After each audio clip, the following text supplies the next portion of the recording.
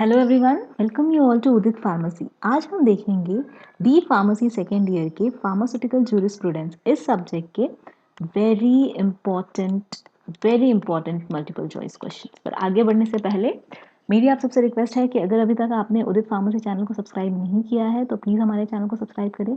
साथ ही आप हमें टेलीग्राम पर भी ज्वाइन कर सकते हैं और फेसबुक, इंस्टाग्राम और ट्विटर पर भी फॉलो कर सकते हैं। ओके, तो चलिए बढ़ते हैं हमारे फर्स्ट क्वेश्चन की तरफ। हमारा पहला क्वेश्चन है, the Indian government appointed a drug inquiry committee under the chairmanship of lieutenant colonel dash in 1931। यहाँ पे पूछा गया है 1931 में इंडियन गवर्नमेंट ने ड्रग इंक्वायरी कमेटी जो है वो बनाई थी, जिसे क्या कहा जाता है, चोपड़ास कमेटी भी कहा जाता है। तो ये जो है ये किसके चेयरमैनशिप के अंडर ये जो ड्रग इंक्वायरी कमेटी थी वो बनाई गई थी? तो वो बनाई गई थी lieutenant colonel R N Chopra के चेयरमैनशिप के अंडर। तो हमारा आंसर यहाँ पे होगा option A, that is R N Chopra. बाकी के जो ऑप्शन है वो यहाँ पे गलत है। Next is main object of the drug and cosmetic rules 1945 is. यहाँ पे पूछा गया है कि जो मेन ऑब्जेक्टिव है ड्रग एंड कॉस्मेटिक रूल्स का वो क्या है। तो यहाँ पे आपको हमेशा ध्यान रखना है कि जो मेन ऑब्जेक्टिव है ड्रग एंड कॉस्मेटिक रूल का वो है कि रेगुलेट करना। क्या रेगुलेट करना? Import, manufacture, distribution, sale. किसका? ड्रग्स एंड कॉस्मेटिक्स का। ओके, तो यहाँ पे जो मेन ऑब्जेक्टिव होता है डीएनसी एक्ट का वो है to regulate the import, manufacturing, distribution and sale of drug and cosmetics. तो यहाँ पे हमारा आंसर क्या होगा? यहाँ पे हमारा आंसर होगा ऑल ऑफ द अबव, क्योंकि सारे जो पॉइंट्स है to regulate the import, to regulate the manufacture, to regulate the distribution and sale of drug and cosmetic, ये सब यहाँ पे तीनों ऑप्शन में दिए गए। तो हमारा आंसर होगा option D, that is all of the above. Next question देखते हैं, चेयरमैन ऑफ डीटीएबी। यहाँ पे पूछा गया है कि जो चेयरमैन है डीटीएबी के वो कौन होते हैं। Okay, डीटीएबी is drug technical advisory board. Okay, drug technical advisory board. इसके जो चेयरमैन होते हैं वो कौन होते हैं? वो होते हैं director general health services. Okay, बाकी के जो ऑप्शन है वो यहाँ पे एप्लीकेबल नहीं है। अब ये डीटीएबी जो होता है वो कैसे काम करता है, उसके अंदर कौन से मेंबर्स होते हैं, ये सब अगर आपको डिटेल में पढ़ना है तो आपको जो है हमारा जो उदित फार्मेसी एप्लीकेशन है वो डाउनलोड करना पड़ेगा। नीचे डिस्क्रिप्शन बॉक्स में आपको लिंक मिल जाएगा उदित फार्मेसी एप्लीकेशन का। वहाँ पे आपको हर चैप्टर टॉपिक वाइज जो है एक्सप्लेन किया गया है, और जो कोर्सेज है वो आप एनरोल कर सकते हैं डिस्काउंटेड प्राइसेस में। और एप्लीकेशन से रिलेटेड कोई भी इशू हो, कोई भी क्वेरी हो तो आप नीचे दिए गए नंबर पे कांटेक्ट कर सकते हैं। तो चलिए देखते हैं नेक्स्ट क्वेश्चन। हमारा नेक्स्ट क्वेश्चन है, habit forming drugs are concerned with schedule. यहाँ पे पूछा गया है कि जो हैबिट फॉर्मिंग ड्रग्स होते हैं वो किस शेड्यूल के अंदर आते हैं। तो वो आते हैं शेड्यूल एक्स के अंदर। ओके, शेड्यूल एक्स के अंदर हैबिट फॉर्मिंग ड्रग्स जो है वो आते हैं, जैसे list of habit forming psychotropic and other such drugs. Okay, और आपको इसको याद कैसे रखना है? जो शेड्यूल्स है ना वो याद करने में बहुत इजी है। अगर आप कुछ इलॉजिकल सा सेंस या लॉजिकल सेंस कुछ बन रहा है तो वो अगर आप ध्यान में रखते हुए याद रखते हैं तो आप कभी भी शेड्यूल भूलेंगे नहीं। अभी जैसे एक्स है तो आप सोच सकते हैं कि कोई भी व्यक्ति या कोई पर्सन जब हमें छोड़ के चला जाता है तो वो एक्स हो जाता है, राइट। तो कभी कभी कुछ लोग जो है वो उनको सदमा लग जाता है तो वो हैबिट फॉर्मिंग सब्सटेंसेस या ड्रग्स वगैरह के जो है उसके एडिक्ट हो जाते हैं, या फिर डिप्रेशन में चले जाते हैं। डिप्रेशन में चले जाने के बाद में उनको साइकोट्रोपिक ड्रग्स लेने पड़ते हैं। तो इस तरह से जो है हैबिट फॉर्मिंग ड्रग्स और साइकोट्रोपिक ड्रग्स जो है वो रिलेटेड है एक्स से। ओके, तो आप एक्स से ये जो शेड्यूल है वो लर्न कर सकते हैं या फिर याद रख सकते हैं। तो x is related with the habit forming drugs. Next जो है यहाँ पे ये सारे ऑप्शन गलत है, पर हम देख लेते हैं कि ये कौन से शेड्यूल्स हैं। ओके, तो ये शेड्यूल यू है। शेड्यूल यू जो होता है वो एक्चुअली रिलेट करता है particulars to be shown in the manufacturing records of cosmetics. Okay, manufacturing records के साथ में डील करता है, पर किसके मैन्युफैक्चरिंग रिकॉर्ड्स? कॉस्मेटिक्स के. ओके, अब जो स्टैंडर्ड्स ऑफ कॉस्मेटिक्स है वो आता है शेड्यूल एस में, और जो कॉस्मेटिक्स के मैन्युफैक्चरिंग रिकॉर्ड्स है वो आते हैं शेड्यूल यू में. तो आपको ये डिफरेंस याद रखना है कि स्टैंडर्ड्स ऑफ कॉस्मेटिक्स ये आता है शेड्यूल एस में, पर अगर मैन्युफैक्चरिंग रिकॉर्ड्स ऑफ कॉस्मेटिक्स लिखा गया है तो आपको ध्यान रखना है कि वहां पे आएगा शेड्यूल यू. जो रिकॉर्ड्स होते हैं कॉस्मेटिक्स के मैन्युफैक्चरिंग रिकॉर्ड्स वो आते हैं शेड्यूल यू के अंडर. नेक्स्ट आता है पी. जो पी है, P is related with the list of periods of drugs. Okay, तो पी से आप पीरियड याद रख सकते हो, list of periods of drugs. Next आता है एफ. एफ जो है, F is related with the requirement, blood bank requirement and licensing to the process blood components. Okay, तो यहाँ पे जो ब्लड बैंक रिक्वायरमेंट है, ब्लड बैंक रिक्वायरमेंट, ये आप यहाँ पे याद रख सकते हैं शेड्यूल एफ को. और इसी के साथ जो शेड्यूल एफ है उसके और भी नीचे दिए गए, जैसे F1 है, F2 है, F3 है और F है. ओके, तो F1 जो होता है वो रिलेट करता है वैक्सीन्स, सेरा, कोई भी फॉरेन जो भी बॉडीज है उसके साथ में. F2 जो है वो करता है, F2 जो है वो करता है standards for surgical dressings. Okay, surgical dressings जो है उसके स्टैंडर्ड्स आते हैं F2 शेड्यूल के अंदर.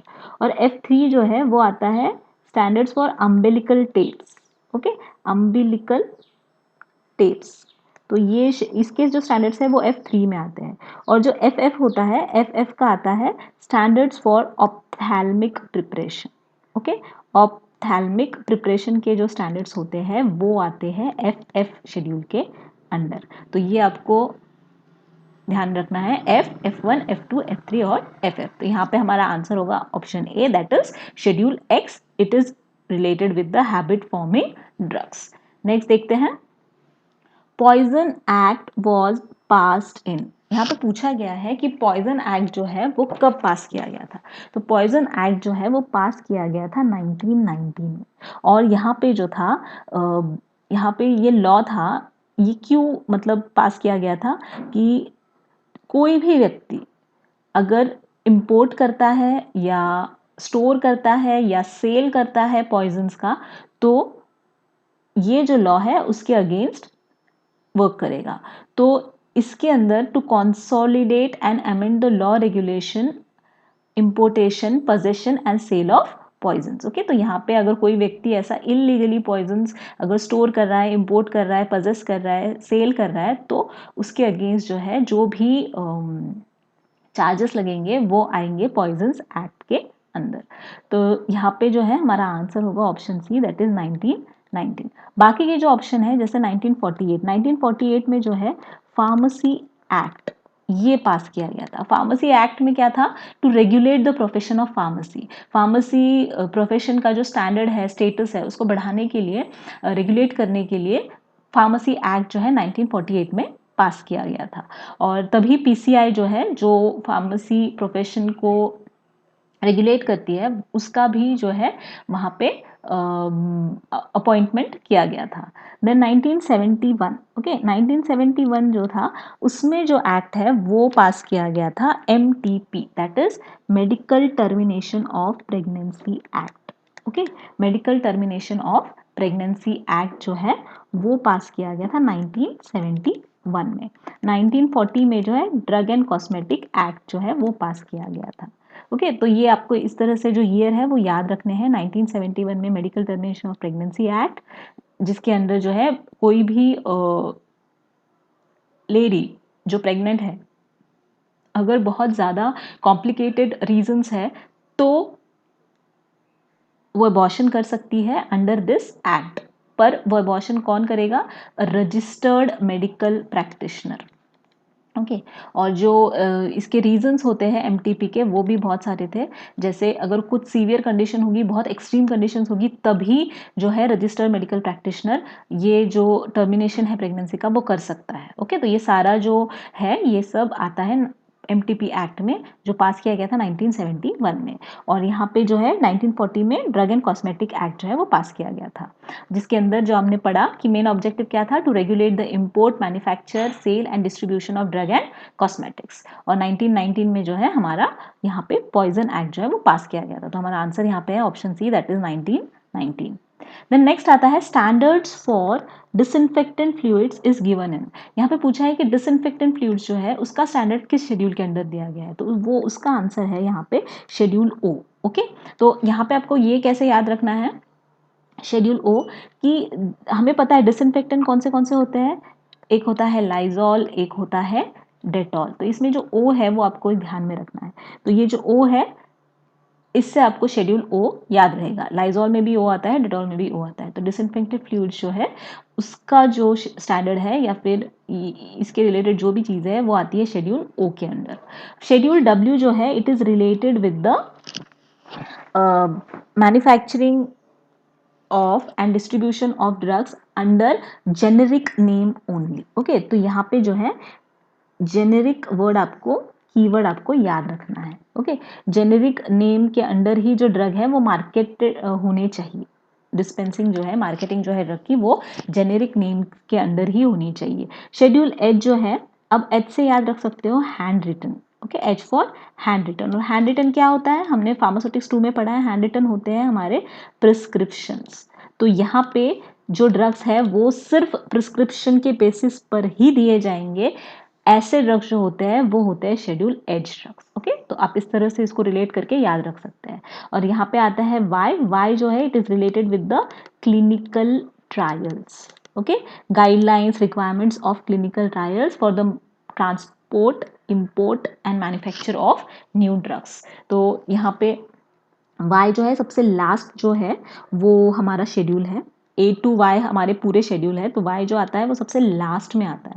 तो जो क्लिनिकल ट्रायल्स है, ये भी अगर कोई ड्रग की मैन्युफैक्चरिंग हो रही है, न्यू ड्रग की मैन्युफैक्चरिंग, तो क्लिनिकल ट्रायल्स भी जो होती है वो भी लास्ट स्टेप होती है।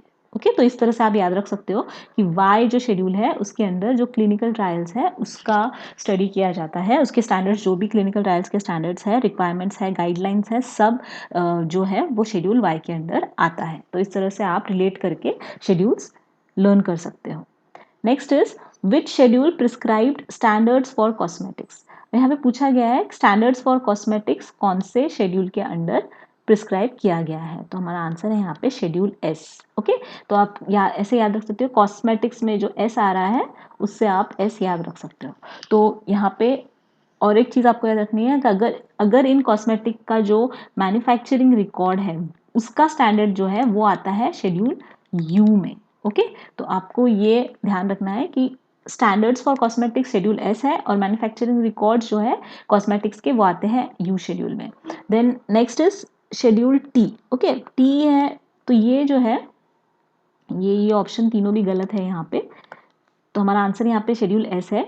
तो बाकी के भी शेड्यूल हम देख लेते हैं। जो शेड्यूल टी होता है it is related with the factory premises and the requirements of manufacturing of Ayurvedic, सिद्धा एंड यूनानी ड्रग्स। ओके, तो यहाँ पे जो मैन्युफैक्चरिंग होती है हाइजीनिक कंडीशंस के अंडर, जो फैक्ट्री प्रीमाइसेस है, जो हाइजीनिक कंडीशंस है मैन्युफैक्चरिंग के लिए, किसकी मैन्युफैक्चरिंग के लिए, आयुर्वेदिक ड्रग, सिद्धा ड्रग और यूनानी ड्रग्स के लिए, तो ये आती है शेड्यूल टी के अंडर। ओके, तो आप ये टी से आप ट्री याद रख सकते हो।